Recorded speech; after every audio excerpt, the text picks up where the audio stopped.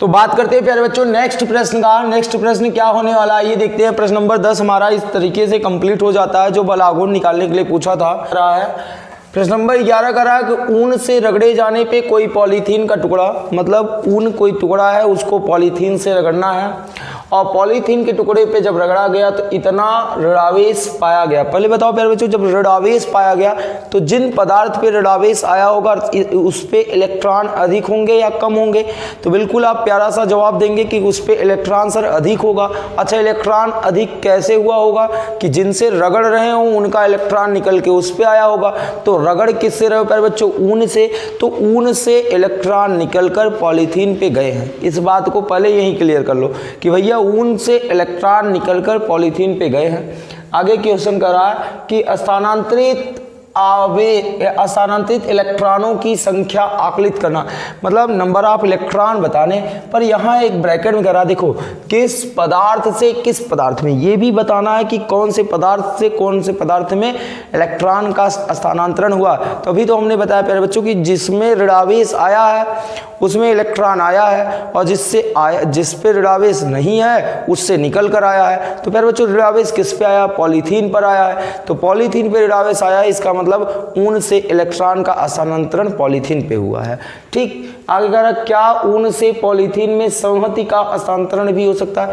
तो प्यारे बच्चों आपको बता दिया जाए, संहति का मतलब होता है द्रव्यमान, संहति का मतलब होता है द्रव्यमान का स्थानांतरण ना प्यारे बच्चों।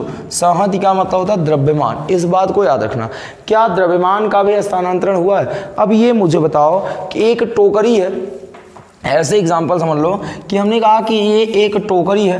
अब इस टोकरी में कुछ मार्बल्स रखे गए हैं। मार्बल्स का मतलब होता है प्यारे बच्चों गोलियां रखे गए हैं, कंचों की कुछ कांच की बनी हुई कुछ गोलियां थी। अब मैंने कहा यार कि बाई चांस हमने कहा कि इनमें से एक छोटा सा कंटेनर है हमारे पास, एक छोटा सा कंटेनर है या एक छोटा सा पात्र है और इनमें से हमने कहा कि एक गोली, दो गोली और तीन गोली हम लोगों ने उनमें से निकाल ली और 3 गोली को इसमें से निकाल के रख दिए। तो बताओ क्या द्रव्यमान, अब जो इसका द्रव्यमान मान लीजिए पहले 5 kg था और हर एक गोली 1-1 kg का है। इमेजिन कर लो प्यारे बच्चों, हर एक गोली 1-1 kg का है। तो बताओ ये जो 5 kg था वो 5 के बजाय क्या हो जाने वाला? 8 kg हो जाने वाला। अच्छा 8 kg कैसे हुआ? क्योंकि 3 गोली आके इसमें बढ़ गए। तो प्यारे बच्चों इसका मतलब है कि अगर इनमें से अगर इन्हीं को इलेक्ट्रॉन मान लिया जाए और ये ऊन मान लिया जाए, ये पॉलीथीन मान लिया जाए, तो ऊन से जब इलेक्ट्रॉन निकलकर पॉलीथीन पे आए तो क्या द्रव्यमान का स्थानांतरण नहीं होगा? क्योंकि इलेक्ट्रॉन में द्रव्यमान होता है और जिनमें द्रव्यमान होता है और वही चीज निकलकर दूसरे पदार्थ में जा रहे हैं तो द्रव्यमान का स्थानांतरण नहीं होगा। तो बताइए द्रव्यमान का स्थानांतरण होगा? जी हाँ, द्रव्यमान भी स्थानांतरित हो जाएगा। जितने इलेक्ट्रॉन निकल के गए रहेंगे उतने इलेक्ट्रॉनों का द्रव्यमान एक पदार्थ में कमी आ जाएगी, एक पदार्थ में वृद्धि हो जाएगी। बात समझ पाए?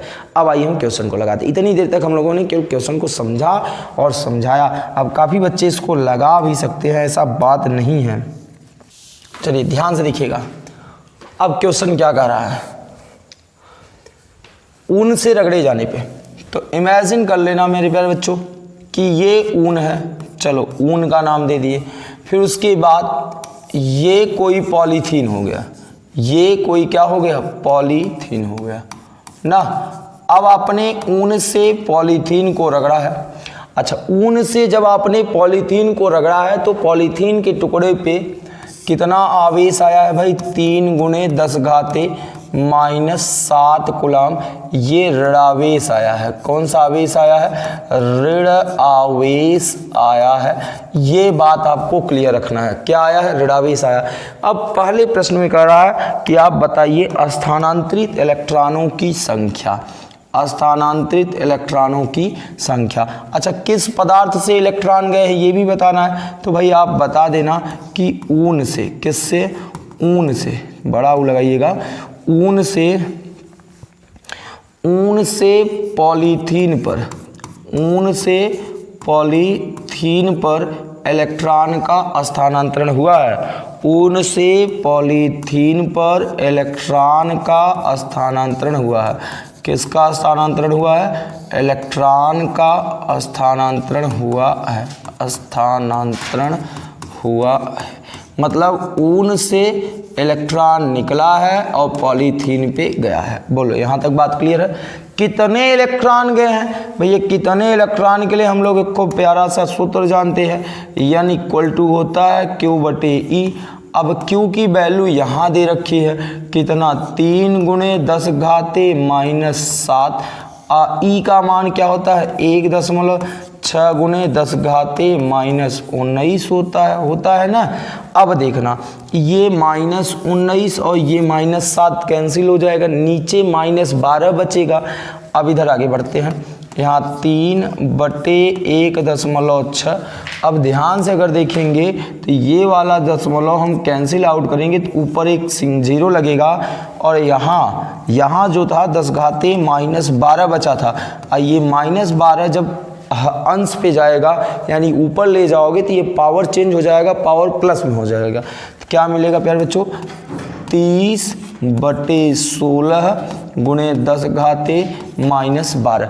भाग दोगे तो 1.91 या 1 कुछ करके आने वाला है प्यारे बच्चों। अगर आप भाग देना चाहते हो तो दे सकते हो, कैलकुलेटर की मदद से हम लोग दे लेते हैं। तो देखना 30/16 भाग दोगे तो 1.875 आ रहा, देख रहे हो ना। तो आपने जैसे ही भाग दिया 1.875 × 10 घाते -12, ये आए इलेक्ट्रॉनों की संख्या। इसे ही हम 2 के करीब मान सकते हैं या यही आंसर कहा जा सकता है, ये चीज़ 2 के अप्रॉक्सीमेट। तो 2 × 10 घाते -12 इलेक्ट्रॉन। इतने इलेक्ट्रॉन प्यारे बच्चों ऊन से पॉलीथीन में निकल के गए हैं। कितने इलेक्ट्रॉन? लगभग 2 इलेक्ट्रॉन या 1.875 × 10 घाते -12 इलेक्ट्रॉन ऊन से पॉलीथीन पे चले गए।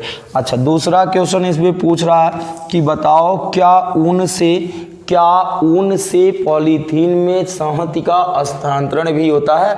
केवल बताना होता है या नहीं होता है प्यारे बच्चों, बस। तो हम बता सकते हैं कि हाँ होता है। अगर निकालना है तो प्यारे बच्चों एक इलेक्ट्रॉन का द्रव्यमान गुणे जितने स्थानांतरित हुए हैं उतने का गुणा कर दो प्यारे बच्चों, बस और कुछ करना नहीं है। तो दूसरे क्वेश्चन केवल आपसे पूछा गया था कि ऊन से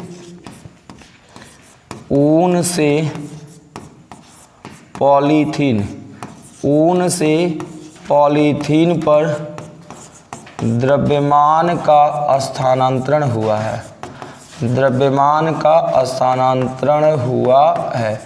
अच्छा, स्थानांतरण हुआ तो है, कितना स्थानांतरण हुआ है वो निकालना है। तो आपको बिल्कुल मान लेते हैं स्थानांतरण द्रव्यमान डेल्टा m बराबर कितने इलेक्ट्रॉन निकल के गए थे? 1.875 × 10 घाते -12 और एक इलेक्ट्रॉन का द्रव्यमान कितना होता है प्यारे बच्चों? 9.1 × 10 घाते -31। आप इसी चीज़ को सॉल्व कर लेना प्यारे बच्चों, तो आपको मिल जाएगा कि आखिर कितना द्रव्यमान का स्थानांतरण हुआ है। उम्मीद है कि आप इसको लगा लेंगे, कैलकुलेट कर लेंगे और आप इसको हल कर लेंगे प्यारे बच्चों। आगे बढ़ते हैं, प्रश्न नंबर 12 की तरफ चलते हैं। देखते हैं प्रश्न नंबर 12 हमारा क्या कह रहा है। देखिएगा प्रश्न नंबर 12 आप देखिए ध्यान से करा कि 2 विद्युत रोधी आवेशित तांबे का गोला A एंड B। क्वेश्चन को बिल्कुल आराम से और आसान तरीके से पढ़िएगा, हड़बड़ाना नहीं कि कई ज़्यादा तो बड़ा क्वेश्चन नहीं, कुछ नहीं है प्यारे बच्चों, बिल्कुल मक्खन वाला क्वेश्चन है। देखा ना क्या कर 2 विद्युत रोधी आवेशित तांबे का गोला है। चलो बनाते चलते हैं हम लोग कि 2 आवेशित तांबे का गोला कैसे है। ध्यान से देखना, हमने कहा कि ये एक कोई आवेशित गोला ये हो गया ना, ये एक आवेशित गोला ये हो गया। भाई कह रहे हैं कि ये गोला A है। चलो उसके बाद ये कोई दूसरा गोला हो गया जिसका नाम आपने क्या रखा? B रखा। और दोनों के केंद्रों के बीच की दूरी 50 सेंटीमीटर है। मतलब यहाँ से इनका केंद्र और यहाँ से इनका केंद्र, दोनों केंद्र के बीच की दूरी कितनी है? 50 सेमी है। कितना है? 50 सेमी है। ध्यान से देखना, दोनों केंद्रों के बीच की जो दूरी है वो कितनी है प्यारे बच्चों, 50 सेमी है। आगे करा कि दोनों गोलों पे पृथक पृथक, मतलब इस पे भी यही आवेश है और इस पे भी यही आवेश है।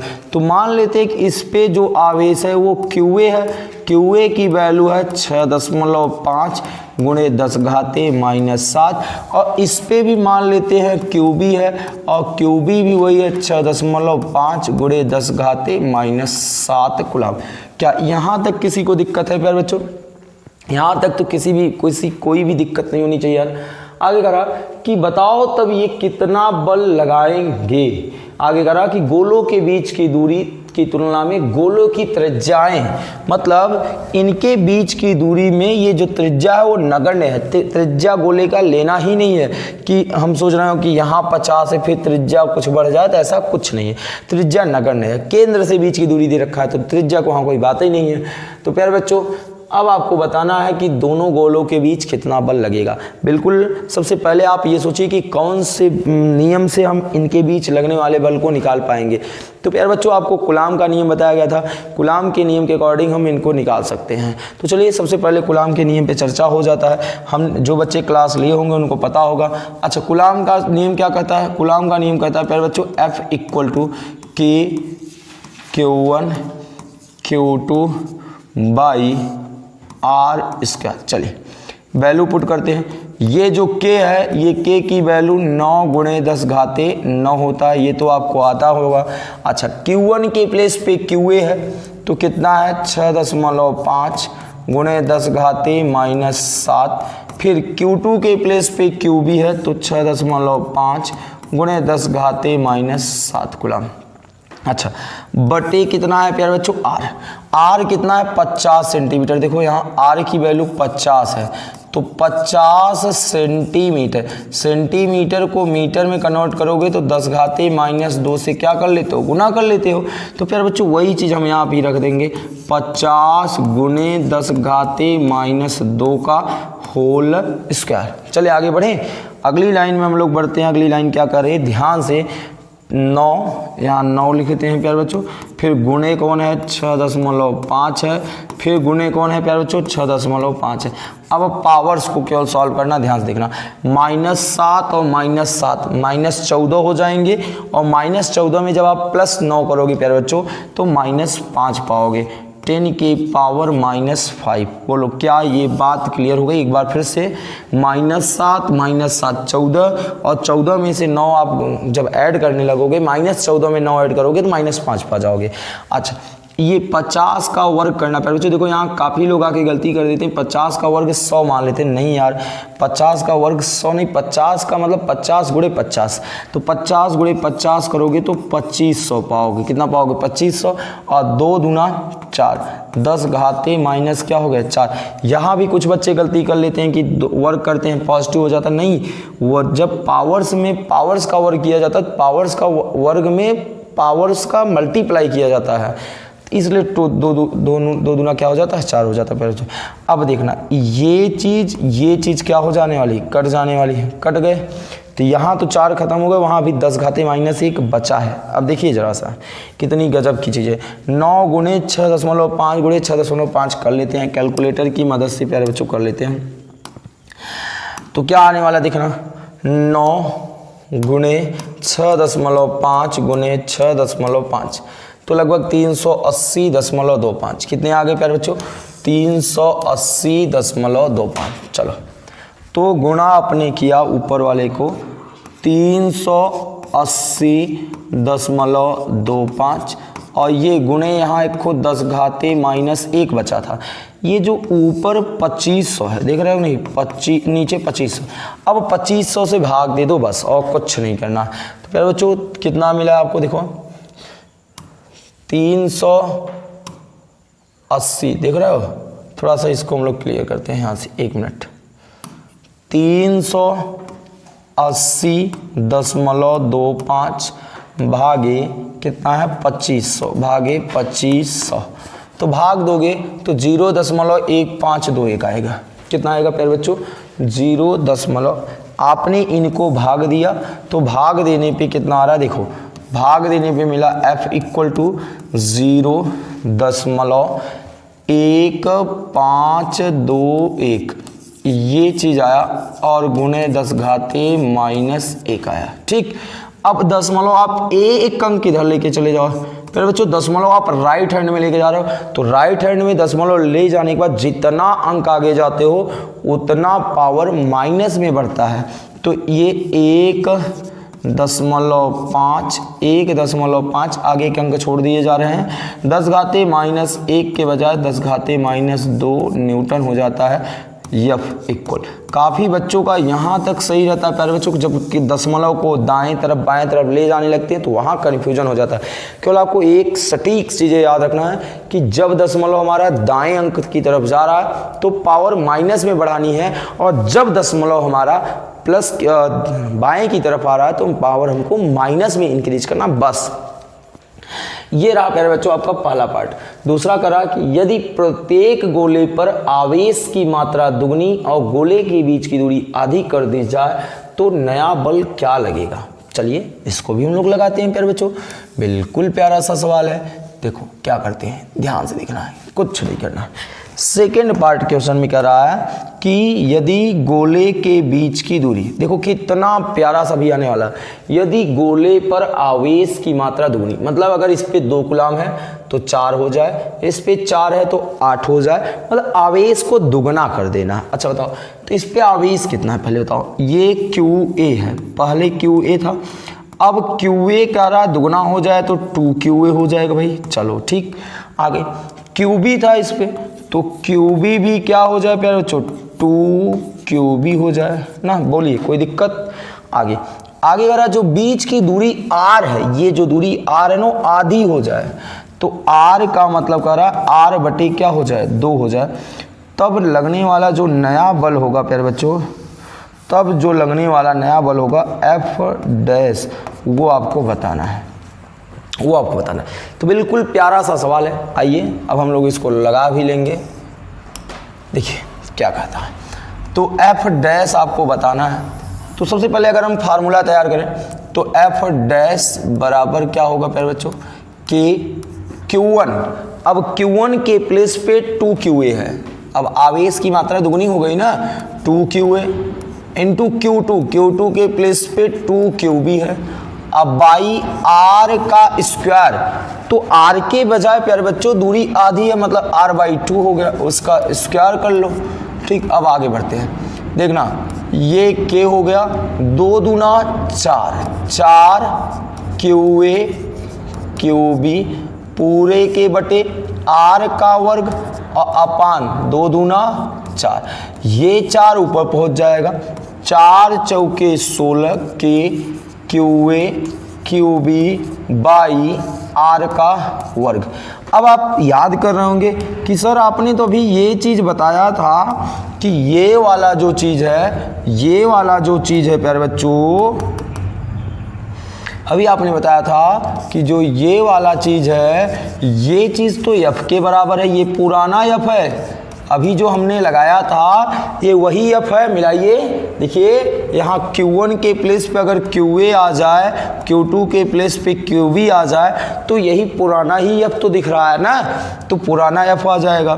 तो 16 मल्टीप्लाई F।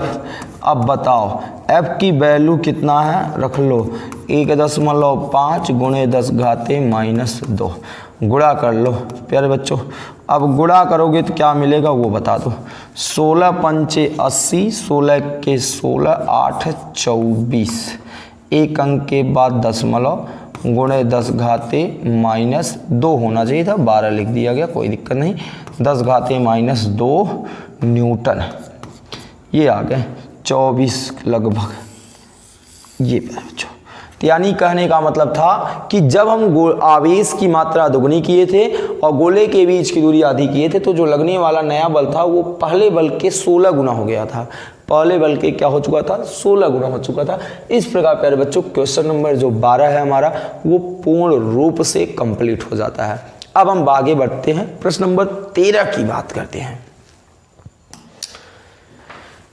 प्रश्न नंबर 13 क्या कर रहा है प्यारे बच्चों, ध्यान से देखना।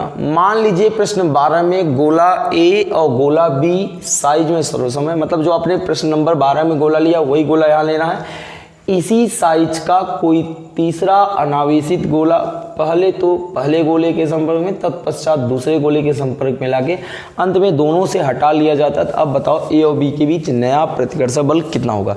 प्यारे बच्चों क्वेश्चन थोड़ा सा लंबा होने वाला है बस, बाकी है आसान, ध्यान से समझना। अब क्या कह रहा है कि आपको प्रश्न नंबर 12 में जो आपने गोला लिया था, प्रश्न नंबर 12 में अभी गोले बनाए थे, ध्यान से देखना।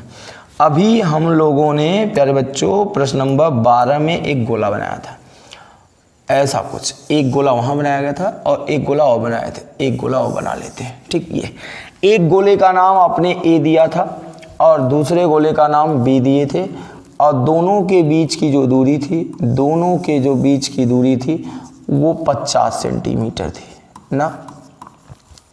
चलिए ध्यान से देखना, दोनों गोलों के बीच की दूरी कितनी थी, 50 सेंटीमीटर थी। यहाँ तक तो बात समझ। अब कह रहा है कि कोई तीसरा अनावेशित गोला, तीसरा अनावेशित गोले का मतलब समझ रहे हैं, अनावेशित गोले का मतलब है प्यारे बच्चों उस पे आवेश नहीं है, इस पे आवेश है, इस पे आवेश था QA इक्वल टू 6.5 गुणे 10 घाते -7 कूलाम है, और इस पे भी आवेश है QB की वैल्यू 6.5 गुणे 10 घाते -7 कूलाम, इस पे भी आवेश है, QB पर भी आवेश है ना। अब जो तीसरा गोला है प्यारे बच्चों, तीसरा गोला एक बार ए के संपर्क में लाया जाता है, एक बार बी के संपर्क में लाया जाता है। तो ध्यान से देखना, अब हम यहाँ एक तीसरा गोला बना रहे हैं, ध्यान से। ये एक तीसरा गोला है जो C है और इस पे जो आवेश है वो 0 है। ये ए के संपर्क में लाया गया, पहले किसके संपर्क में लाया गया प्यारे बच्चों, ए के संपर्क में।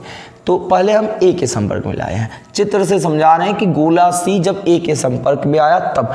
तो एक बात होती है चालकों में कि जैसे ही ये एक दूसरे के संपर्क में आते हैं तो इनके अंदर जो आवेश रहता है, आवेश का समान रूप से बंटवारा हो जाता है प्यारे बच्चों। एक बार फिर से मैं रिपीट कर रहा हूं कि जब एक चालक दूसरे चालक के संपर्क में आता है तो चालक पे जो आवेश होते हैं वो दोनों चालक पे एक समान मात्रा में बट जाता है, कोई कम नहीं लेता, कोई ज़्यादा नहीं लेता, इस बात को याद रखना।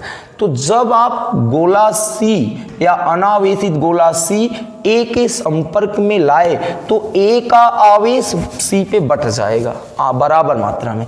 तो देखो, जब गोले C को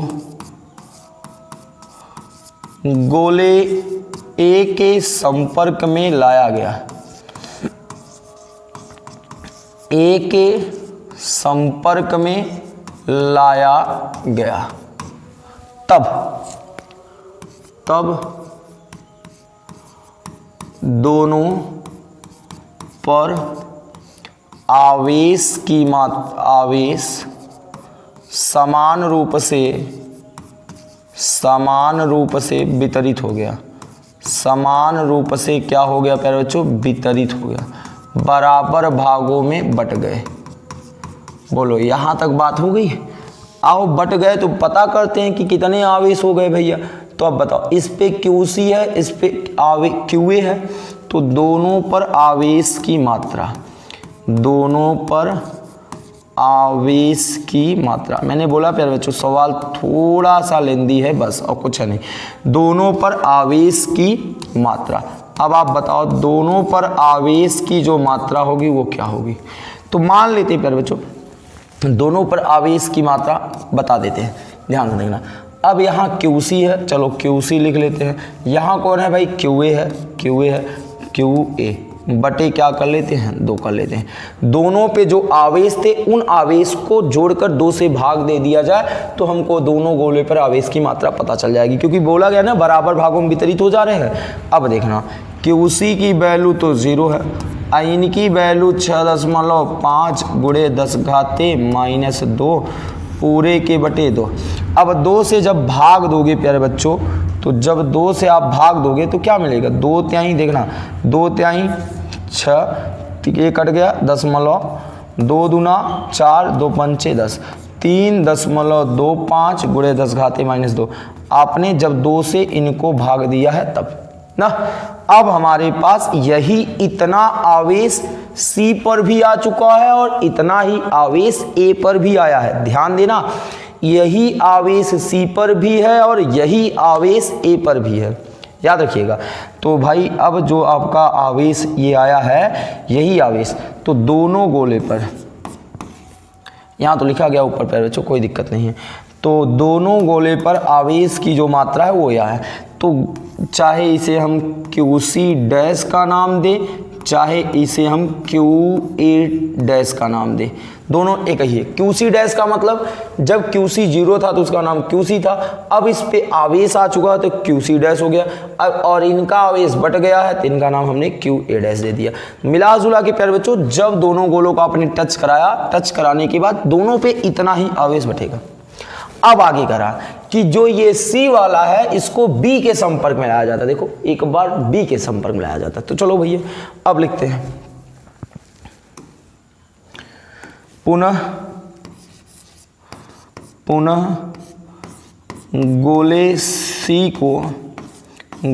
C को B के संपर्क में लाने पर, B के संपर्क में लाने पर आवेश की मात्रा, किसकी मात्रा प्यारे बच्चों? आवेश की मात्रा दोनों पर। अब आप बताओ, अब ये हमारा अनावेशित ही रह चुका है क्योंकि A के संपर्क में आया था और A से कुछ आवेश ले लिए हैं, कुछ आवेश क्या, आधा आवेश ले लिया है। मतलब अब QC भी हमारा आवेशित हो चुका है, अब गोला C भी आवेशित हो चुका है, गोले C के पास खुद का आवेश हो चुका है। तो प्यारे बच्चों B के संपर्क में लाओगे तब दोनों पर आवेश की मात्रा तब भी समान रूप से वितरित हो जाएगा, ले आने पर आवेश की मात्रा।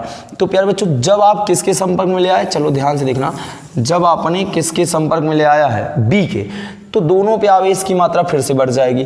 तो क्या आ जाएगा, ध्यान से देखना, QC डैश प्लस QB बटे क्या हो जाएगा 2। चलो QC डैश की वैल्यू कितनी प्यारे बच्चों, यहाँ देखना 3.25 गुणे 10⁻²। ठीक, QB की वैल्यू कितनी है प्यारे बच्चों, ध्यान से देखना जरा सा, 1 मिनट। यहाँ 10⁻² नहीं प्यारे बच्चों, 10⁻7 है, देख रहे हैं, तो 10 यहाँ -7 ही रहेगा, थोड़ा गलती हो गई, ये बात ध्यान देना। और यहाँ भी तब आपका -7 आएगा ना। आगे QB की वैल्यू है 6.50 लिख सकते हैं गुणे 10⁻7, पूरे के बटे क्या हो गए 2। ऐड कर लो प्यारे बच्चों, 0 में 5 को ऐड करोगे तो 5 पाओगे ना, फिर 2 में 5 को ऐड करोगे तो 7 पाओगे, फिर 6 में 3 को ऐड करोगे 9 पाओगे, बीच में दशमलव, बटे क्या हो गया 2। और ये दोनों में 10⁻7 कॉमन था तो कॉमन लिख दिए गए ना। अब हमने क्या किया, 2 से भाग देते हैं, 2 से भाग दे दो प्यारे बच्चों, 2 चौके 8, फिर यहाँ 2 तिहाई 6, फिर क्या आ जाएगा प्यारे बच्चों, 8 बचा, 1 बचा था, 2 अट्ठे कितने हो गए 16, 1 बचा, फिर आ जाएगा 2 सत्ते 14, फिर 2 पंचे 10, ये आएगा गुणे 10⁻7 गुलाम, ये आया QB पर। अब ये QB डैश आ गया। अब बताओ जब आपने फिर क्या करा कि यही B पर इतना आवेश बचा, अब C पर भी यही आ गया, ऐसा नहीं कि प्यारे बच्चों केवल B पे ही है, C पर भी यही आ गया। आगे करा कि अब दोनों को हटा लिया जाता है, जब आपने A से संपर्क में करा लिए, B से संपर्क करा लिए, तब हटा लिए गए। हटाने के बाद क्या करा प्यारे बच्चों, मतलब अब ये गोला C न तो यहाँ है और न तो यहाँ रखा गया है, बल्कि कह रहा है कि अब आप बताओ A और B के बीच नया बल क्या होगा। तो प्यारे बच्चों जब गोले A को संपर्क में लाया गया तो आवेश बदल गया, B में लाया गया तो आवेश बदल गया। अब बताओ अब दोनों पे आवेश कितना बचा है, तो अब QA पर आवेश 3.25 गुणे 10⁻7 रह गया है और B पर आवेश 4.875 गुणे 10⁻7 रह गया। दूरी वही है, आपकी दूरी नहीं बदली है, आवेश का अमाउंट बदल गया है। तो अब हम निकालेंगे बल। चलो अब जो बल होगा वो क्या होगा, तो F = K QA dash into QB dash by R का स्क्वायर। वैल्यू पुट कर दो भैया, के की वैल्यू 9 गुणे 10 घाते 9, क्यू ए डैश की वैल्यू यहाँ है 3.25 गुणे 10 घाते -7 और क्यू बी डैश की वैल्यू ऊपर है 4.875 गुणे 10 घाते -7। प्यारे बच्चों ध्यान से देखना, अब क्या हम लोग करने वाले हैं, बहुत मजे की चीज़ है। अब हमको केवल आर की वैल्यू रखनी है। किसकी वैल्यू रखना है प्यारे बच्चों? आर। आर कौन है? वही 50 सेंटीमीटर को हमने मीटर में कन्वर्ट कर ही लिया था, 10 घाते -2 का वर्ग। आइए आगे सॉल्व करते हैं, इन्हीं को सॉल्व करना है प्यारे बच्चों। तो ध्यान से देखना, 9 का गुना 3.25 से और 3.25 गुणा करने के बाद 4.87, टोटल गुणा एक साथ कर लेते हैं कैलकुलेटर की मदद से प्यारे बच्चों। ध्यान से देखना क्या करना है, 9 गुणे 3.25 गुणे 4.875। देखिए गुणा करने के बाद आपने पाया 142। कितना पाए प्यारे बच्चों? 142.59। और इधर देखिए पावर हल करिए, 7 7 14, 14 में 9 जब आप ऐड करोगे -5 पाओगे, 10 घाते -5 पूरे के बटे 50 का वर्ग करोगे प्यारे बच्चों 2500 पाओगे और 10 घाते -2 का वर्ग करोगे 10 घाते -4 पाओगे। कोई दिक्कत? अब देखना ये -4 और ये चीज़ कैंसिल हो जाएगा, नीचे कुछ नहीं बचेगा, ऊपर बचेगा प्यारे बच्चों। अब 142.59 को 2500 से भाग देने हैं, इस बात को याद रखना।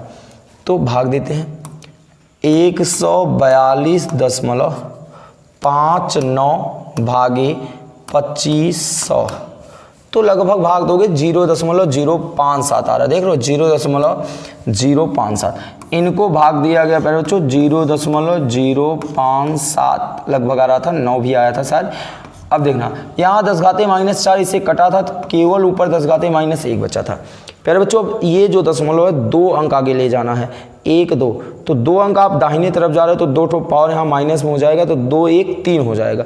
तो आपका जो लास्ट आंसर आएगा प्यारे बच्चों वो क्या आ जाएगा? नया जो बल निकल के आया था F डैश इक्वल टू या F इक्वल टू क्या मिल जाएगा प्यारे बच्चों? ध्यान देना, तो 5.7 गुणे 10 घाते -3 न्यूटन। ये रहा प्यारे बच्चों आपका जब आपने संपर्क में लाने के बाद दोनों गोलों के बीच क्या बल। इस प्रकार आपको लगाना था। क्वेश्चन आपको क्या करा था कि कोई एक हमारे पास अनावेशित गोला है जो कि C है, उसको एक बार A के संपर्क में ले आना था, एक बार B के संपर्क में। जब ये A के संपर्क में लाया तो A का आवेश ले लिया भैया, आधा आवेश इसके अंदर आ गए। अब आधा आवेश लेकर ये B के पास पहुंच गए तो B का भी आधा ले लिए। अच्छा, B का आधा लेने के बाद अब कर रहे हैं, अब दो हटा भी लिए जा रहे हैं। अब आप बताइए दोनों के बीच बल, तो हमको क्या करना था भाई, जिस इस पे जो आवेश बचे थे, इस पे जो आवेश बचे थे, उसी पे कूलाम का नियम हम लोगों ने लगा दिया, तो हमको बीच का बल पता चल गया प्यारे बच्चों। तो इस प्रकार हम लोग इस क्वेश्चन को क्या कर लेते हैं, सॉल्व करते हैं। आई होप कभी तक आपको समझ में आया होगा, एक बार आप जो है बढ़िया से अच्छे से देखिएगा, चीज़ें समझ में आ जाएगी। अब हम आगे बात करते हैं क्वेश्चन नंबर, कौन से क्वेश्चन नंबर की बात करना है? 14 की। प्रश्न नंबर 14 आपका ये करा है, चित्र एक बना देते हैं तब आपको दिखाते हैं। चित्र एक बना होगा जो है इसमें नहीं दिख रहा होगा आपको, चित्र बनाते हैं पहले। चित्र बना देखना, क्वेश्चन का जो चित्र है वो कुछ इस प्रकार है कि एक पॉजिटिव प्लेट है, एक कौन सा प्लेट है प्यारे बच्चों? पॉजिटिव, मतलब धनात्मक प्लेट, ठीक, और एक जो है ऋणात्मक प्लेट है। एक धनात्मक प्लेट है, एक क्या है? ऋणात्मक प्लेट है, ठीक। और कुछ आवेशित कण के पथ आपको दिखाए गए हैं, कुछ आवेशित कण के पथ दिखाए गए हैं। एक कण ऐसे दिखाया गया है, फिर उसके बाद प्यारे बच्चों दूसरे आवेशित कण, ध्यान देगा, दूसरे आवेशित कण कुछ इस प्रकार दिखाए गए हैं, और एक तीसरा आवेशित कण है प्यारे बच्चों, वो इस प्रकार दिखाया गया है। ये आपको क्या करना है, प्रश्न क्या करना है सुनिए। करा नीचे दिए गए चित्र में इलेक्ट्रोस्टैटिक क्षेत्र में आवेशित कणों का ट्रैक दिखाता है और तीनों आवेशों के लक्षण बताइए। किस कण का आवेश द्रव्यमान अनुपात सबसे अधिक है? तीनों कण के लक्षण बताने का मतलब है प्यारे बच्चों कि तीनों ये जो कण हैं ये कौन से आवेश हैं, धनात्मक प्रकार के हैं या ऋणात्मक प्रकार के हैं। अच्छा ये बताओ, हमने एक चीज आपको बता के रखी है यार, वो चीज आपको क्या बता के रखा जानते हैं आप? कि जो धनावेश होगा, जो भी धनावेश होगा प्यारे बच्चों, वो धनावेश कभी भी धन प्लेट की तरफ जाने वाला है नहीं। जो धनावेश होगा वो ऋण प्लेट की तरफ आकर्षित होगा। किधर होगा? ऋण प्लेट की तरफ आकर्षित होगा। किधर की तरफ आकर्षित होगा? ऋण प्लेट की तरफ जाने वाला है, साफ ना, जाने वाला है। अब आप बताओ, और प्यारे बच्चों जो ऋणात्मक प्लेट है, जो ऋणात्मक आवेश है, वो धन प्लेट की तरफ जाने वाले, क्योंकि वो ऋणात्मक के पास तो जाएंगे नहीं, धन प्लेट की ओर जाने वाले हैं, धन प्लेट की ओर जाने वाले हैं। ठीक प्यारे बच्चों, ध्यान से देखना, की ओर जाने वाले हैं। अब आप ये पॉइंट लेके पहुंच जाओ पता करने। अब आप देखो, अच्छा कण 1 और कण 2 किस प्लेट की तरफ मुड़े हैं? कण 1 और कण 2 धन प्लेट की तरफ मुड़े हैं। इसका मतलब है कि धन प्लेट की तरफ मुड़ने वाला कौन आवेश होता है? ऋणावेश। तो ये दोनों के जो लक्षण हैं प्यारे बच्चों, इन दोनों के जो लक्षण हैं वो क्या होंगे? ऋणात्मक प्रवृत्ति के होंगे। कौन से प्रवृत्ति के? ऋणात्मक। कौन से प्रवृत्ति के प्यारे बच्चों? ऋणात्मक प्रकृति के होंगे। बोलो, बात क्लियर हो गई? अब भैया जो निगेटिव प्लेट की तरफ मुड़े हुए हैं, जो निगेटिव प्लेट की तरफ मुड़े हुए हैं, उनकी लक्षण क्या होगी? तो उनका लक्षण होगा प्यारे बच्चों, इस वाले फैक्ट से मिला लो। तो ऋण प्लेट की तरफ मुड़ने वाले जो होते हैं उनका लक्षण होता है धनात्मक। क्या होता है प्यारे बच्चों? धनात्मक। तो इस प्रकार आपको बताना था कि इनके कणों के ट्रैक को बताना था, बस और कुछ करना नहीं था। चलिए नेक्स्ट क्वेश्चन की हम बात करते हैं। प्रश्न नंबर हमारा अगला क्या कर रहा है वो ध्यान देखिए। प्रश्न नंबर 15 कर रहा है कि यार एक समान विद्युत क्षेत्र E, ध्यान से देखना, एक समान विद्युत क्षेत्र E 30 गुणे 10⁻³ न्यूटन प्रति कूलम पर विचार कीजिए। इस क्षेत्र का 10 सेंटीमीटर भुजा के वर्ग के उस पार्श्व से जिसका तल y तल के समांतर है, यहाँ y x होना चाहिए था प्यारे बच्चों, ध्यान से देखना। हाँ, जहाँ तक मुझे लग रहा है y x होना चाहिए था। तल के समांतर है, गुजरने वाला फ्लक्स क्या होगा? ये चीज़ें बिल्कुल प्यारा सा क्वेश्चन है, एकदम आसान सा। सबसे पहले हम आपको बताते क्या है, आपको एक को क्या बना लेना, निर्देशांक ज्यामिति के लिए जो आप एक्सिस और वाई एक्सिस के हम लोग बनाते हैं, तो वही चीज़ हमको बनानी है। ध्यान से देखना, एक ये लाइन हो गई और एक लाइन ये हो गई। ठीक, ये लाइन एक्स एक्सिस को बताती है और प्यारे बच्चों ये लाइन वाई एक्सिस को बताती है। ठीक, अब यहाँ जो बिंदु होता है, ये बिंदु होता है मूल बिंदु, जिसे आप जहाँ एक्स भी 0 होता है वाई भी 0 होता है। अच्छा, करा एक समान विद्युत क्षेत्र E = 3 गुणे 10⁻³ अब आप समझिए, करा कि 10 सेंटीमीटर भुजा का कोई वर्ग है, 10 सेंटीमीटर भुजा का कोई एक वर्ग है। आइए बनाते हैं 10 सेंटीमीटर भुजा का कोई वर्ग।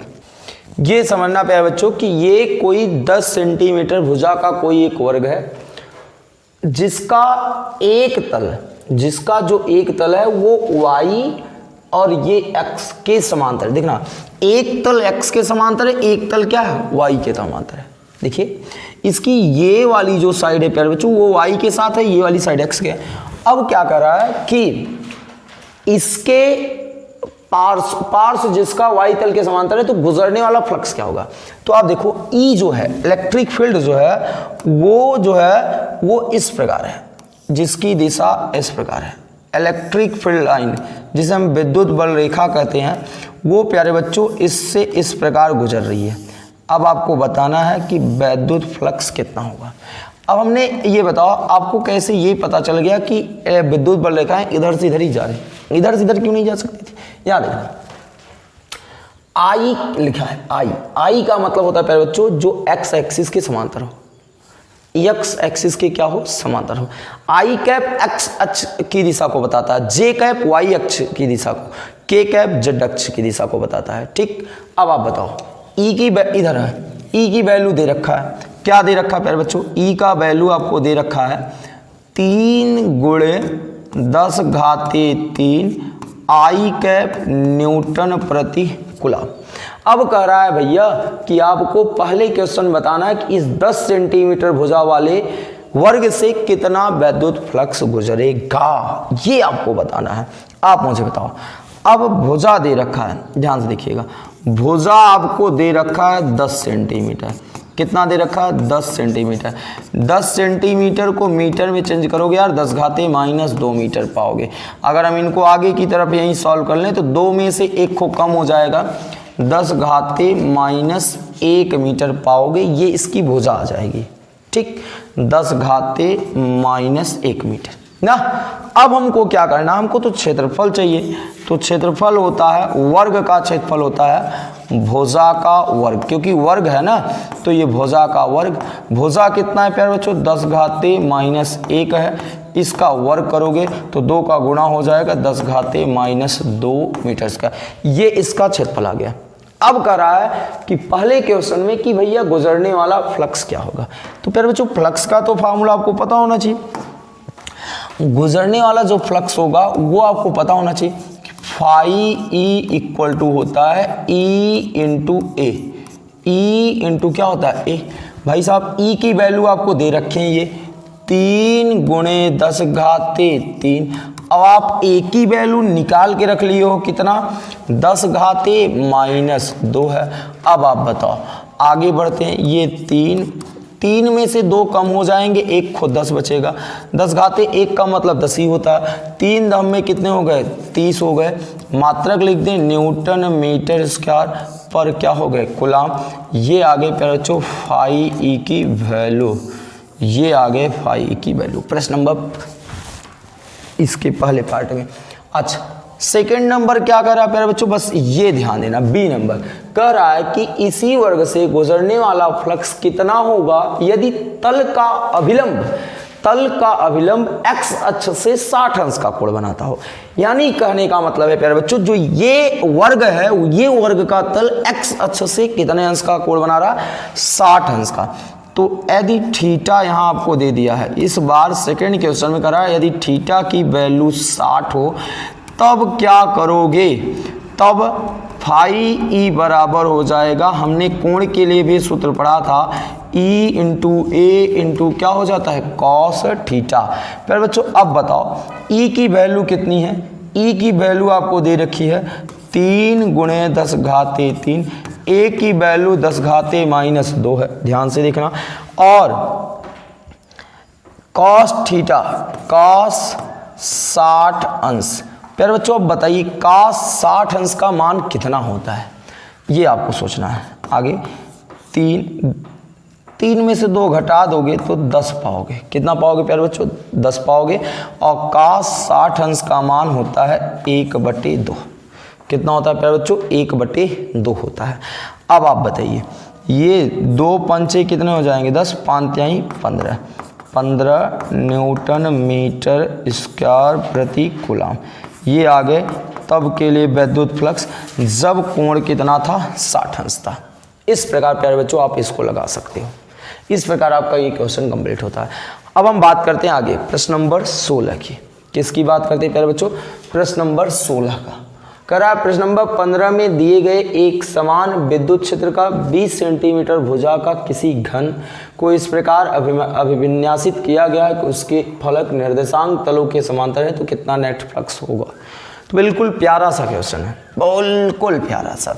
क्या करें जानते हैं आप, करें कि वही जो प्रश्न नंबर 15 में आपने विद्युत क्षेत्र लिया वही विद्युत क्षेत्र होना चाहिए। तो बिल्कुल हम वही विद्युत क्षेत्र लेंगे और कोई विद्युत क्षेत्र थोड़ा लेने वाले हैं।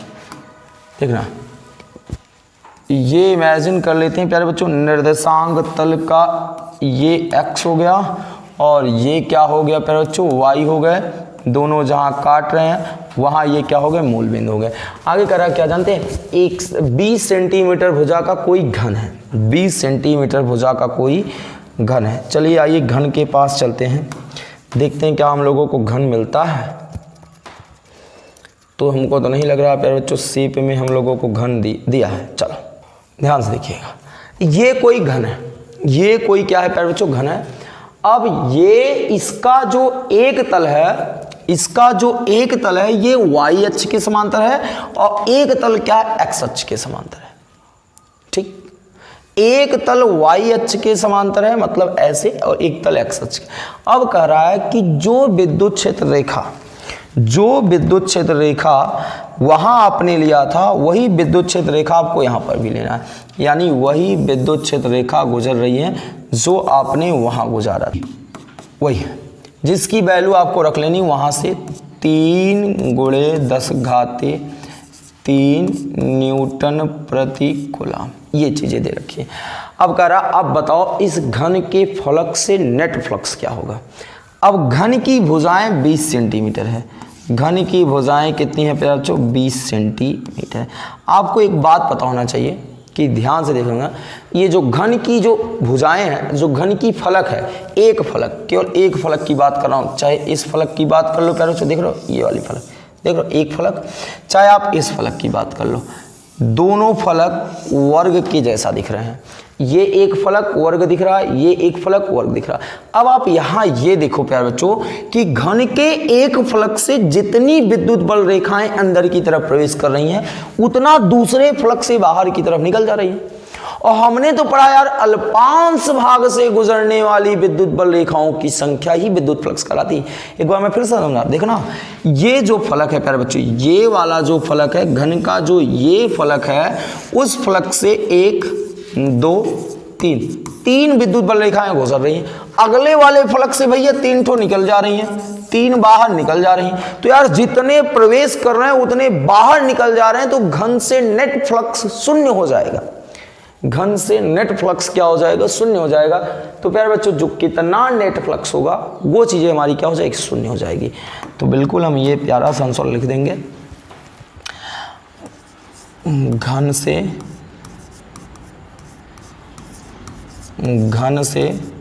गुजरने वाला नेट फ्लक्स क्या होगा, शून्य होगा। क्यों शून्य हो गया भैया, क्योंकि जितनी विद्युत बल रेखाएं आ रही हैं, क्योंकि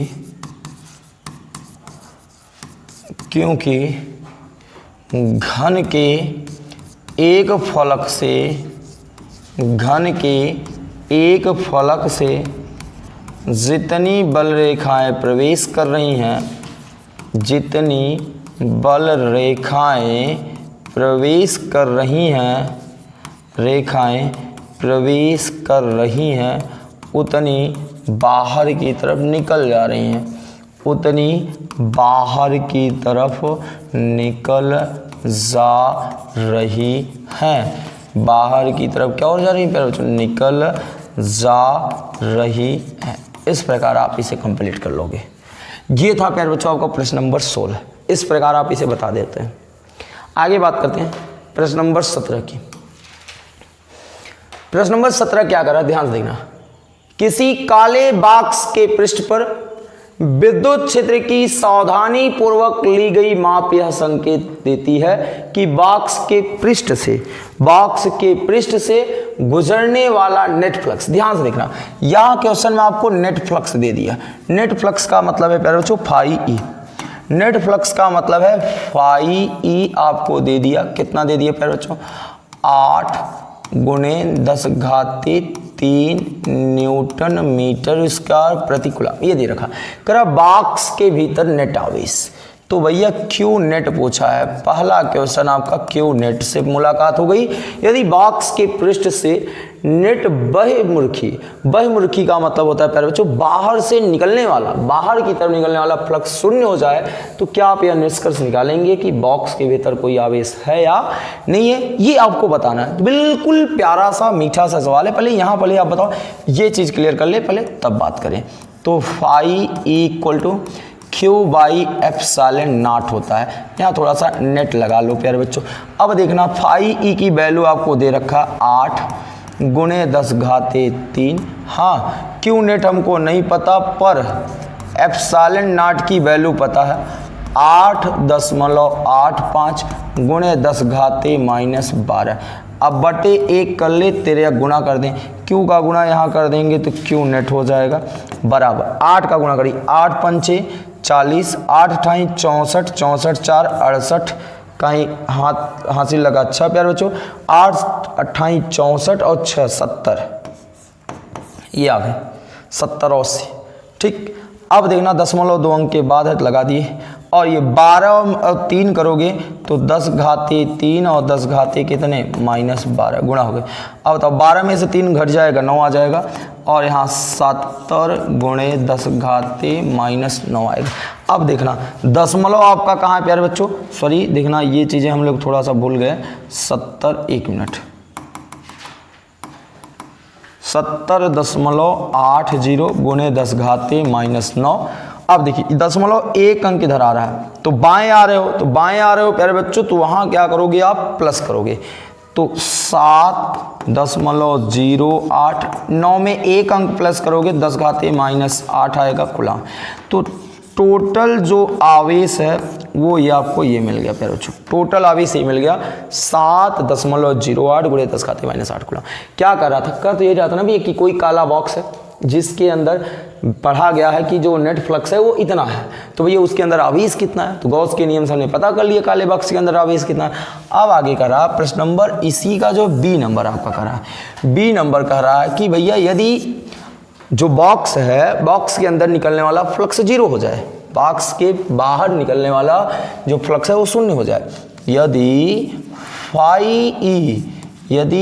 फाई ई क्या हो 0 हो, तब आप बताइए, बता सकते हैं कि बॉक्स के अंदर आवेश है या नहीं है। तो बिल्कुल हम लोग बता सकते हैं, तो गॉस का नियम लगाएंगे, phi E equal to Q by epsilon naught, phi के प्लेस पे 0 रख देंगे, Q by epsilon naught, cross multiply कर लें तो क्यू इक्वल टू क्या आ जाएगा 0, अर्थात बॉक्स के अंदर आवेश नहीं है, अर्थात बॉक्स के अंदर आवेश नहीं है, बॉक्स के अंदर आवेश नहीं है। तो इस प्रकार हम आंसर दे देंगे प्यारे बच्चों, एकदम सेटिस्फाइड कि भैया बॉक्स के अंदर आवेश होता तो फ्लक्स 0 नहीं होता। ठीक, आगे की बात करते हैं। प्रश्न नंबर 18 बेसब्री से इंतजार कर रहा है, 18 नंबर आप लोगों का। देखिए 18 नंबर क्या कर रहा है, एक बार पढ़ लीजिए। चित्र 1.6 में दर्शाए गए अनुसार 10 सेंटीमीटर भुजा के किसी वर्ग के केंद्र से ठीक 5 सेंटीमीटर ऊंचाई पर कोई 10 माइक्रोकूलम का आवेश रखा गया है, तो उससे गुजरने वाला विद्युत फ्लक्स का परिमाण क्या होगा। ध्यान से समझिएगा बिल्कुल अच्छे से। अब वो चित्र तो बना नहीं है जो ये चित्र कह रहा है, तो प्यारे बच्चों पहले चित्र बना देते हैं, आपको समझा देते हैं क्या कर रहा है। 10 सेंटीमीटर भुजा का कोई वर्ग, 10 सेंटीमीटर भुजा का कोई वर्ग है, ध्यान से देखिएगा। तो चित्र बनाते हैं पहले आपको,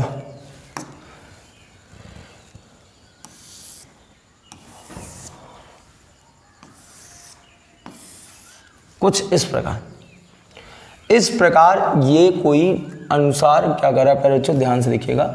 10 सेंटीमीटर भुजा का कोई वर्ग है, तो इनकी जो प्रत्येक भुजाएं हैं वो कितनी है 10 सेंटीमीटर है।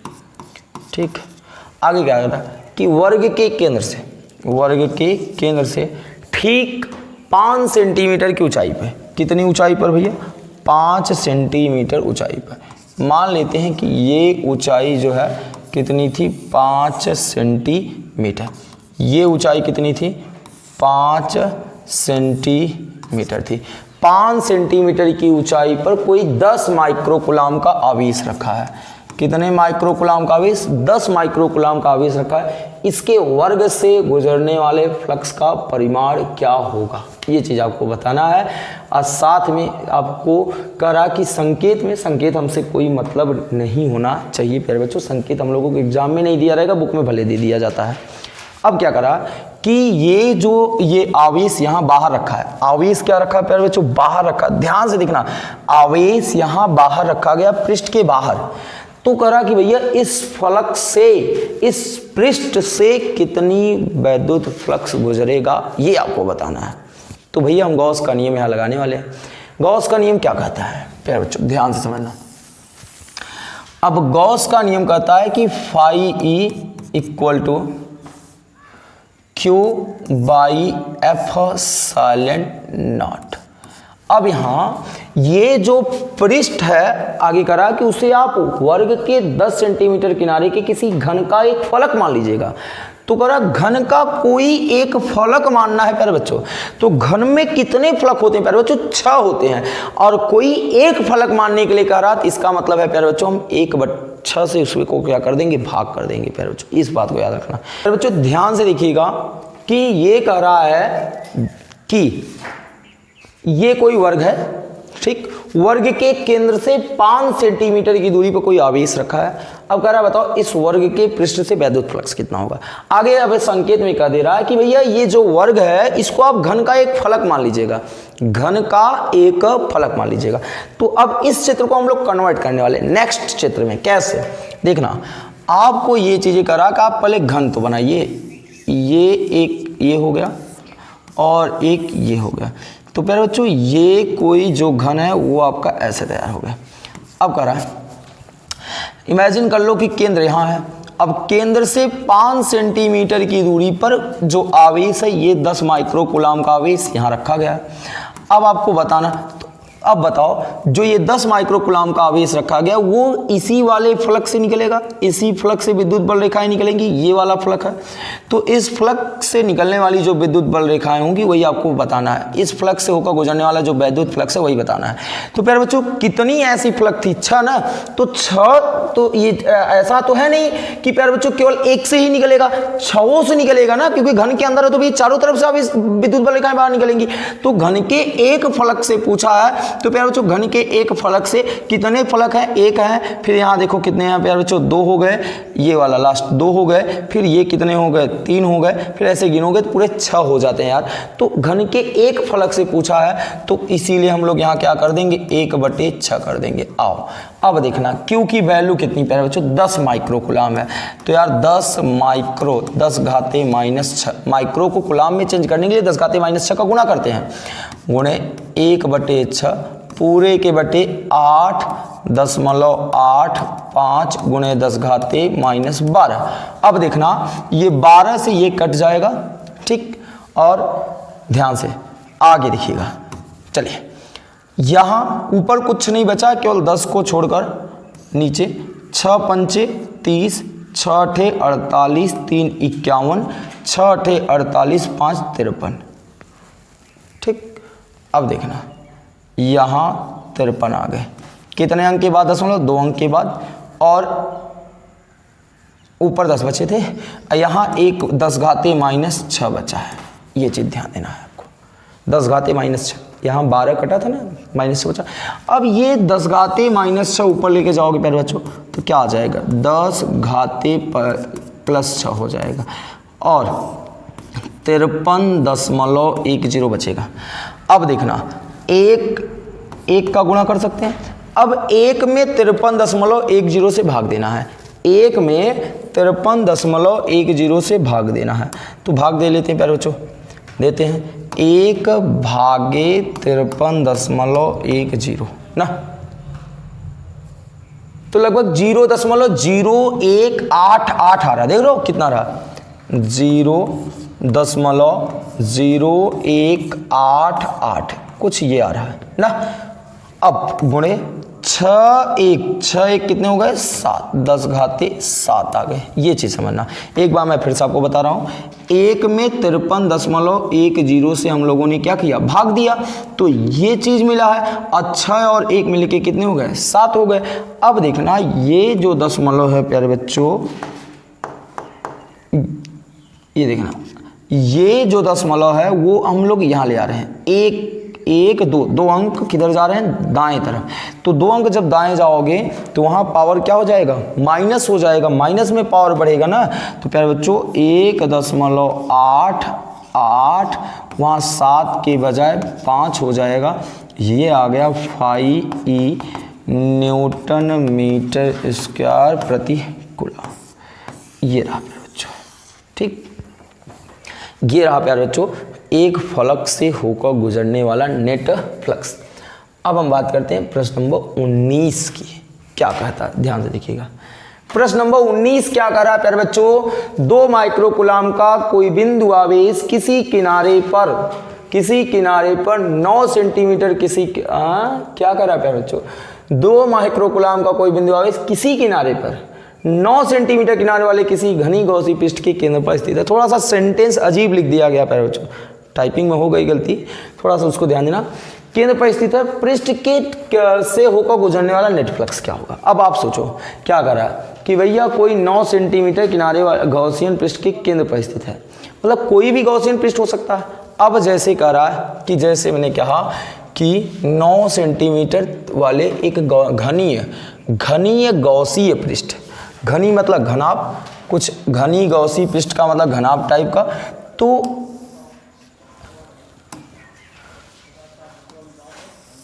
ये कोई एक घन हो गया या घनाभ मान लेते हैं पहले बच्चों हम लोग, और ये ऐसे, ठीक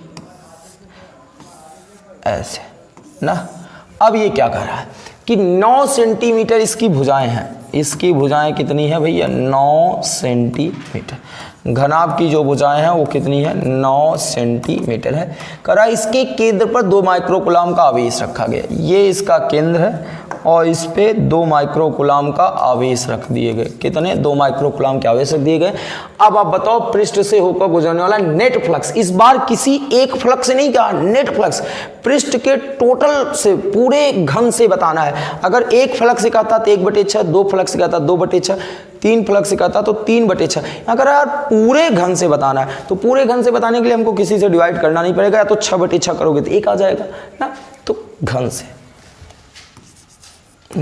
से होकर गुजरने वाला, घन से होकर गुजरने वाला नेट फ्लक्स, तो नेट फ्लक्स क्या हो जाएगा प्यारे बच्चों, ये बताना, फाई E = Q/ε0। यही आप लोगों से गलती नहीं होना चाहिए। जब वो एक फलक से कहेगा तो 1/6 करेंगे, अगर नेट की बात कर रहा है तो वहाँ 1/6 नहीं करने वाले, इस बात को ध्यान देना बस। अब आप बताओ Q की वैल्यू कितनी है यार, 2 माइक्रो को चेंज करोगे 10⁻⁻6 लगाओगे। ε0 की वैल्यू है 8.85 × 10⁻12। अब ये 12 ये कट जाने वाले, यहाँ नीचे 6 बचेगा, 6 ऊपर पहुंच जाएगा, प्लस हो जाएगा 2/8.85 × 10⁻+6। बोलो यहाँ तक तो दिक्कतें नहीं आनी चाहिए आपको। अब हम 2 में 8.85 से भाग दे देते हैं, कैलकुलेटर के माध्यम से हम लोग 2 में 8.85 से भाग देते हैं, तो 2/8.85 तो 0.225 कितना आ गया प्यारे बच्चों, 0.225 10⁻6। अब देखना ये जो दशमलव प्यारे बच्चों एक अंक आगे ले जा रहा हूँ किधर, दाएं तरफ, तो वहाँ एक खूब पावर हमारा माइनस हो जाएगा, तो 2.25, 6 में एक खूब कम 10⁻5 न्यूटन मीटर स्क्वायर प्रति कूलम। ये आ गए इस घन से होकर गुजरने वाला नेट फ्लक्स। इस प्रकार हम इसको सॉल्व करने वाले प्यारे बच्चों। आगे बात करते हैं प्रश्न नंबर 20 की। किसकी बात करने वाला है, प्रश्न नंबर 20। प्रश्न नंबर 20 क्या कर रहा है, ध्यान से देखिएगा। किसी बिंदु आवेश के कारण उस बिंदु को केंद्र मानकर खींचे गए 10 सेंटीमीटर त्रिज्या वाले गोलीय गॉसियन पृष्ठ पर विद्युत फ्लक्स कितना है। यदि गॉसियन पृष्ठ की त्रिज्या दुगनी कर दी जाए तो पृष्ठ से नेट फ्लक्स कितना गुजरेगा। ये चीज आपको करा, चलिए अब देखिए कह क्या रहा है भैया, बहुत ही मजेदार सवाल है। कह रहा है कि 10 सेंटीमीटर त्रिज्या का कोई एक गोलीय चालक है। ये देख लेना, आ जाओ पहले गोली बना ही लेते हैं हम लोग, है ना। ये 10 सेंटीमीटर का कोई गोलीय चालक हो गया। इमेजिन कर लेते हैं कि प्यारे बच्चों ये केंद्र रहा होगा और ये इसकी जो है त्रिज्या हो गई 10 सेंटीमीटर। अब जब त्रिज्या 10 सेंटीमीटर थी तब ये बता रहे हैं कि जो विद्युत फ्लक्स है, तब जो विद्युत फ्लक्स है phi E = 1 × 10⁻³ newton metre square प्रति कूलम है। अब बोल रहे हैं इसकी त्रिज्या दुगनी कर दें, 10 के बजाय 20 कर दें, 10 के बजाय 20 कर दें, यानी इनकी त्रिज्या बढ़ा दी जाए। तो प्यारे बच्चों त्रिज्या फिर से बढ़ा लेते हैं, आओ देखते हैं त्रिज्या बढ़ा के क्या मिलता है। इस बार जो है त्रिज्या हम लोग बढ़ाते हैं, इस बार जो है त्रिज्या 10 सेंटीमीटर के बजाय 20 सेंटीमीटर कर लिए, त्रिज्या बढ़ा दी गई। इस बार त्रिज्या 10 सेंटीमीटर के बजाय क्या कर दिया गया, 20 सेंटीमीटर कर दिया गया प्यारे बच्चों। अब आप बताइए इससे नेट फ्लक्स क्या होगा, आपसे ये क्वेश्चन पूछ रहा है। तो अगर हम कहें कि इससे भी नेट फ्लक्स वही होगा जो इससे पहले वाले पर था, तो आप बोलेंगे सर ये गोला छोटा वो गोला बड़ा है तो वहाँ ज़्यादा होना चाहिए था या तो कम होना चाहिए था। नहीं प्यारे बच्चों, वही विद्युत फ्लक्स यहाँ भी रहेगा, 1 × 10⁻³ न्यूटन मीटर स्क्वायर प्रति कूलम। अब आपके मन में ये जरूर चल रहा होगा कि आखिर ऐसा क्यों होता है। तो प्यारे बच्चों जो φE होता है वो होता है Q/ε0। क्या यहाँ कहीं त्रिज्या आई है, क्या यहाँ कहीं त्रिज्या आया है? ये φE डायरेक्टली प्रोपोर्शनल है Q और इनवर्स प्रोपोर्शनल है 1/ε0 के। तो प्यारे बच्चों ध्यान देना, φE दो ही चीजों पे निर्भर करती है, एक Q पर एक खो ε0 पे। तो ये त्रिज्या दुगुनी तिगुनी 4 गुनी 5 गुनी 100 गुनी 10 गुनी 1000 गुनी चाहे जितनी गुनी बढ़ा दो, फ्लक्स पे कोई परिवर्तन नहीं होगा। तो यहाँ लिख देंगे क्योंकि विद्युत फ्लक्स त्रिज्या पे निर्भर नहीं करता, क्योंकि विद्युत फ्लक्स त्रिज्या पर निर्भर नहीं करता है, निर्भर नहीं करती। बोलो यहाँ तक बात क्लियर है? चलिए अब हम बात करते हैं अगले प्रश्न की, प्रश्न नंबर 21 की। देखिए प्रश्न नंबर 21 क्या कर रहा है प्यारे बच्चों। प्रश्न नंबर 21 है 10 सेंटीमीटर त्रिज्या का चालक गोले पर अज्ञात परिमाण का आवेश रखा गया। फिर से भैया 10 सेंटीमीटर त्रिज्या का क्यों गोली चालक बनाने हैं, बना लो फटाक से। कितने टाइम लगने वाले हैं? बिल्कुल ये लो 10 सेंटीमीटर त्रिज्या का कोई गोलीय चालक हो गए। ये हमने कह दिया कि भैया ये 10 सेंटीमीटर त्रिज्या का कोई गोलीय चालक है। आगे बढ़ते हैं। तो ये इसका केंद्र होगा।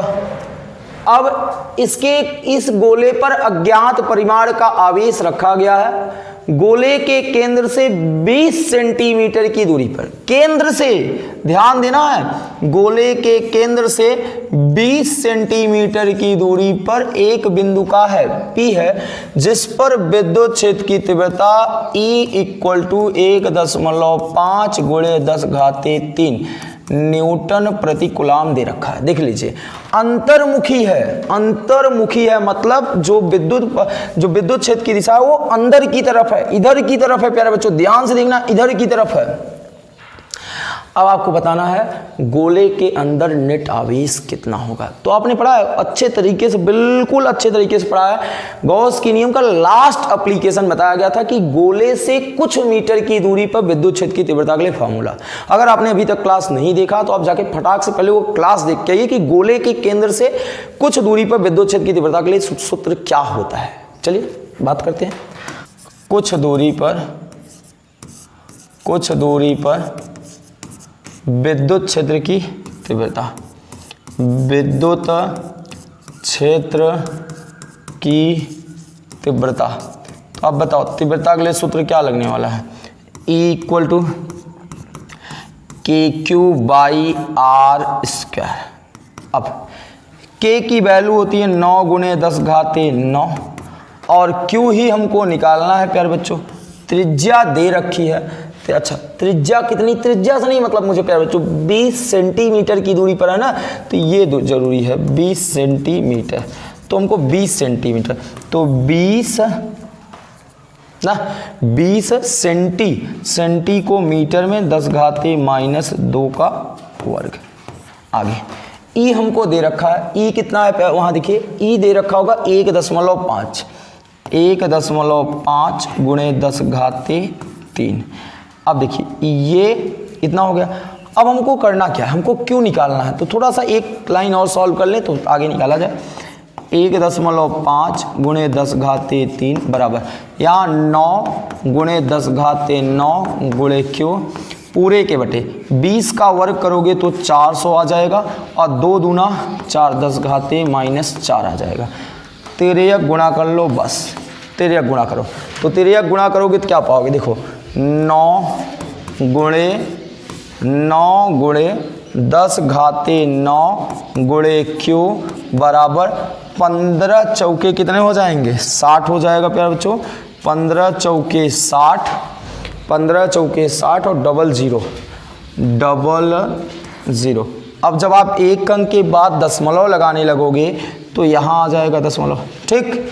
और 10 घाते दिखे ना, इनका गुणा इससे किया जा रहा, तो 10 घाते -4 गुणे 10 घाते 3। इस बात को आपको याद रखना है, इस बात को आपको याद रखना है। 15 चौके 60 और ये 4 और -3 का गुणा किया गया है। अब करते क्या है, -4 में 3 को कम कर देंगे तो यहाँ आ जाएगा 600। 4 में 3 कम होगा, 10 घाते -1 बचेगा, 10 घाते -1 बचेगा। और ये 9 गुणे 10 घाते 9 गुणे क्या आगे क्यों, ये गुणा में है, इधर आएगा तो भाग में, क्यों बराबर 600 बटे 9 गुणे 10 घाते 9, ऊपर बचा है 10 घाते -1 ना। अब 10 घाते -9 ऊपर जाएगा तो माइनस होगा, 9 1 10 और इनसे भाग दे दो, इनसे भाग दो। 9 छके 54, बचा कितना 6, फिर 9 छके 54, फिर बचा 6, मतलब आपका जो भाग दोगे तो 66.6666 आता रहेगा। इसे 6 7 अप्रॉक्सीमेट मान लेंगे, और 9 1 कितना हो जाएगा, 10 हो जाएगा, ठीक। अब 0.1 अंक आप बाएं की तरफ ले आ रहे हो, तो बाएं की तरफ ले आने पे पावर हमारा प्लस में होता है, तो 6.67, 10 में 1 को प्लस करोगे तो -9 आ जाएगा। तो Q की वैल्यू आपकी ये आ गई 6.67 गुणे 10 घाते -9 कूलम। यानी जो गोले के अंदर जो आवेश था वो आवेश की वैल्यू आई 6.67 गुणे 10 घाते -9 कूलम। कुछ नहीं करना था, हमने पढ़ा था भाई कि गोले के केंद्र से कुछ मीटर की दूरी पर जो तीव्रता होता है वो होता है KQ/R²। इसी फार्मूले से हम लोगों ने बिल्कुल आसान तरीके से Q की वैल्यू हमने फाइंड कर ली। अब हम चलते हैं नेक्स्ट क्वेश्चन की तरफ, प्रश्न नंबर 22। प्रश्न नंबर 22 हमारा क्या कह रहा है भाई, 22 नंबर कह रहा है 2.4 मीटर व्यास का एक समान आवेशित चालक गोला है, मतलब 2.4 मीटर। अब बताओ व्यास अगर 2.4 मीटर दे रखा है, ध्यान से देखना 2.4, तो व्यास अगर इतना है तो त्रिज्या तो व्यास की आधी होती है, त्रिज्या बराबर होता है व्यास बटे 2, त्रिज्या बराबर होता है व्यास बटे 2। अब आप बताओ व्यास कितना है 2.4 बटे 2 करोगे तो 1.2 मीटर पाओगे। अब हमको अगर कहीं त्रिज्या की जरूरत पड़ी प्रश्न में तो हम त्रिज्या यूज कर लेंगे, जरूरत पड़ेगा प्यारे बच्चों आगे। पृष्ठीय आवेश घनत्व, पृष्ठीय आवेश घनत्व दे रखा है, पृष्ठीय आवेश घनत्व को हम सिग्मा से प्रेजेंट करते हैं और 80 माइक्रो कूलाम प्रति मीटर का, ये जो माइक्रो है वही चेंज होगा, तो माइक्रो चेंज होगा 10 घाते -6 कूलाम प्रति मीटर इसका, यहाँ सही है। ये सिग्मा की वैल्यू हो गई। आगे कह रहा है कि गोले पर आवेश ज्ञात कीजिए, गोले पर आवेश ज्ञात करना, ये आपको ध्यान देना है, यानी Q की वैल्यू बतानी है, साथ में निर्गत कुल फ्लक्स बताना है φE। चलिए 2 क्वेश्चन हैं, अगर Q निकल जाए तो φE मिल जाए, बिल्कुल दोनों चीज़ें हम लोग आसान तरीके से निकाल भी सकते हैं। चलिए ध्यान से देखना। अब आपको क्या क्या दे रखा है, सिग्मा दे रखा है। अच्छा हम एक जानते हैं पृष्ठीय आवेश घनत्व सिग्मा बराबर हम लोगों ने पढ़ा है Q/A, Q/A। अब सिग्मा की वैल्यू दे रखी है कितना, 80 गुणे 10 घाते -6 बराबर Q बटे A। जो A है वो होता है गोले का क्षेत्रफल, क्यों ना कहा ना कि चालक जो है गोली है, तो चालक गोली है तो गोलीय चालक का क्षेत्रफल होता है πr², πr² रख दो भैया, πr²। चलो यहाँ 80 गुणे 10 घाते -6 Q, पाई की वैल्यू है 3.14 और आर हमको यहाँ दिया देखिए 1.2 का वर्ग। अब इन्हीं को सॉल्व करना है बिल्कुल। अब हम लोग सॉल्व कर लेंगे। 13 गुणा करेंगे, क्यू का गुणा 1 से क्यू आ जाएगा 80 गुणे 3.14, इनका गुणा हम इनसे कर रहे हैं, और गुणे 1.2, तो 12 का वर्ग करते हो तो 1 आ जाएगा ये 1.44, ये आएगा 1.44। अब 10 घाते माइनस क्या बचा है 6। हमको क्या करना है, इन सब का गुणा करना था। ये कैलकुलेटर के पास चलते हैं और इन लोगों का हम लोग क्या कर लेते गुणा। तो क्या मिलने वाला है देखिएगा, तो क्या मिलेगा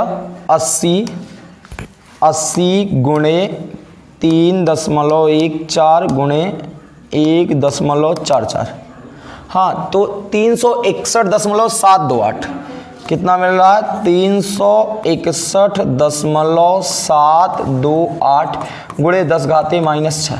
अब देखना दशमलव जो है ये आपका 2 अंक इधर आएगा, दशमलव जो है आपका 2 अंक इधर आ रहा है, किधर बाएं या दाएं, बाएं की तरफ, सॉरी दाएं की तरफ। अब जब दाएं की तरफ आ रहे हो तो पावर उसमें आप क्या करने वाले, प्लस करने वाले हो। तो 2 अंक आए हो तो 2 प्लस करोगे तो -4 आ जाएगा।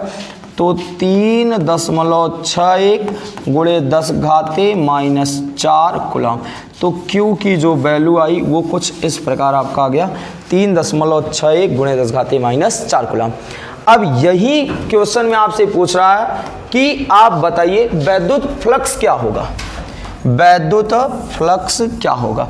तो वैद्युत फ्लक्स फाई ई बराबर होता है Q/ε0।